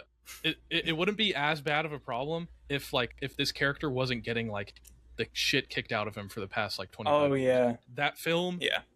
awful. He's like a pedophile in the comics for That's forever. true. Oh And my that's what gosh. and that's what people think of him as. And now he dies in the first episode of the most The prominent slander Green the Lantern slander thing. that's about to come out of the internet is Yeah, so actually it feels like it can't be reversed. the nail, It's final nail in the irreparable coffin damage. for Yeah. Jordan. So that sucks. Yep. But, Yeah. but go ahead now. Sebastian, go ahead. As a pilot, I'm not hooked either. I don't feel Interesting. particularly. Okay. That's I'm interesting. just not I'm not like. I'm just not that hooked into it. Like I don't really. You're like. not interested. There's two mysteries. There's who killed Hal Jordan and then what's going on in the town in 2016. Should we do and neither of those ratings? are interesting to you. No. Do number ratings now? No. Like Sebastian, go yours when you're done with Yeah. this part. You can go Yeah. with your rating. Yeah. We'll do number ratings, but I don't. I feel have one more thing I'm going to say after Sebastian's going to say Okay. this. But Okay. I'm not really particularly interested in even finding out who killed Hal because I'm just like I'm so frustrated at the ending scene. Do you know we were all freaking out at the end of that scene because I was less freaking out, but yes. he gets jacked from The Shining because he's just standing there in the snow frozen and he doesn't have his ring. It is a crazy way to kill him too, by the way. I Like, was It's- gonna okay. This it's is the thing I was ridiculous. going to talk about. This is the thing I was going to talk about. Is the whole episode builds up to this? The whole episode, they're asking the question, "Are you afraid?" I thought for sure when John grabbed Hal's hand, he was going to take the ring off, and then the ring was going to ask him if he was afraid. Yeah, are you afraid? And that was going to be the cliffhanger. This doesn't happen. He doesn't have the ring. Nothing, ring. they No don't ring. react. They don't react. Nobody cares. Nobody cares that Hal is dead. I was like, while we're watching, it's like they're so like nonchalant about everything that's happening right now. Like the Green Lantern just died, and he doesn't have his ring. This Yeah, is like that's scary. They literally said earlier in the episode that there's a weapon of mass destruction on this guy's finger, and not only is this your friend that just died, but there is a nuke stronger than a nuke just walking around with. Well, whoever. and then also we know, like traditionally, Hal talks about, and the hologram talks about, Green Lanterns don't choose their successors, right? Mhm. It goes to somebody else who has a higher willpower, and we know that John was handpicked by the Guardians Yeah. to wear that ring, And now and we it's know gone. that it didn't go to Guy Gardner because we know in the Superman movie he has a completely different ring, like Mhm. that is himself. So John should be freaking out, like unless Yeah. he has the ring, in which case we should have seen him with it, right? In, Like, in which and case why it's just a doesn't Hal really have the weird ring? decision at the end to shoot Yeah, it how they what- did, right? Yeah, like again, John doesn't care. It seems like he doesn't care. And They're like just I get it. nonchalant. Like, They're like, we're cool Yeah, because they it's just- True Detective, but not. Yeah. Right. like okay, we don't know the full in between of those 10 years between John and Yeah. Hal, right? But it's like this guy mentored you. You should at least feel something like, oh shoot. Yeah. It is a How? hell. well, it's- and then I think can you the imagine implication even- that they're happy now? Like he hugs Yeah. the sheriff lady. Like that is Yeah. that is Yeah. enough implication to be like they're on good terms at the very least, right? All Yeah. of them. even if like he doesn't have the ring, and you do that whole scene where he doesn't, like they couldn't get one more HBO like shot of John's face being like, oh, like, They've already ripped it so many times. Just give one more, bro. I'm And saying, that times when like- when you're actually supposed to use the F word is Yeah. that moment. Yeah, Like, that's when you're Yeah. supposed to use it, but you've Yeah, spammed it so much already. Like He's like, oh, like it. You know how much more interesting it would have been if the final shot was like, you can still have this shot of like the big football field or whatever. That's fine as the final shot, but you couldn't zoom in on John's face and he goes, oh no, how? yeah, And then you can cut to the big football field shot. But no, he just doesn't care. And I guess like I'm like, okay, like who's like killing all these people? It's like, yeah, it's a mystery. I don't care though. because Yep. it really doesn't seem like anybody actually cares about who died. Like, even the guy who's like, I'm scared of like colonialism, like of being colonized, doesn't seem like he really cares that much. Really, it really doesn't. Because it's like True Detective. He's nonchalant. He's nonchalant because he's on the hood of his car and he's like, well, I just want to make sure that no aliens get onto this planet. I've never seen True Detective, right? But I can imagine a show where there's a killer on the loose and these cops come to solve the mystery and blah blah blah, and then it's in a small town and there's a secret, and I can imagine that brand of character in that show working, right? Because it's like, and it does. Everyone in a small town has a secret, blah blah blah. I'm sure he's connected to some nonsense, but like the thing he's talking about are aliens coming to his planet to attack and kill him. Like, he should be a little threat. Like, insane. Like, this is what Lex Luthor is talking about, right? Like, this guy should be like, I'm investing in LexCorp, like, blah blah blah blah blah, right? Like, he should have the LexCorp flag like displayed everywhere. Like, he should be the biggest Lex guy. I know, but no, I know it's before Superman happens and blah blah blah, but like, there should be a conversation. Like, there should be more. We need to start a dialogue. We need to start a dialogue. It's pretty cool. Some are saying that he's definitely something that like Nicholas Hoult sold better in that movie. Is like this, it's rampant, like, fervent xenophobia. But no, we have to make it Reacher and True Detective. He's got to be Rustin Cole. I'm sorry, he's got to be Marty Hart. Like, that's just what that's what he's got to be. It's like, so I do want to say before we give our ratings, one last thing is that I've always been more of a character person rather than like a concept person, right? And I still love concepts, like, but if a character is caring about something, I need to see it, right? So we have William or whatever. He's like, I don't want aliens coming on here. It's like, okay, like I guess I see like the ranch and stuff, and everybody's like shooting up. I need to see more of that though. Like, and I guess I'll pull in some Walking Dead here just to make Bobby a little bit more happy. But huge. Like with these different cities or towns that the group, like the main group, finds themselves in, whether it's Alexandria, whether it's with the Saviors, whether it's with Terminus or whatever, you get like an immediate feeling of like what this place values, right? Or what their values are, or what they want. It feels like, because William is in a secluded area only on the ranch, and he has like a few people who agree with him, right? It's like, oh shoot, like, like that's what Nebraska looks like. Like, it's something. Like, that's what William values. That is what William values. I don't get the feeling that that's what the town values. I don't see it. That's a good comparison. Like, that's an interesting point. Could you imagine if on all that flat ass land that he's got, there was like a bunch of houses, and he was like, I brought all my friends and family out here, like essentially, like, it's from Fear the Walking Dead. I forget what the town is, but it's like taken from Native American people, right? And you, like, the town, almost all of the town is in agreement with each other, and you get a feeling for the culture and their values, and like what the main characters are gonna have to fight against in order to win. But with this, I'm just like, there's nothing and like, that's a good comparison. Like, you or like thing to bring up, like when you not only when you first meet the Saviors is it them killing the most beloved character in the show, but when you go to their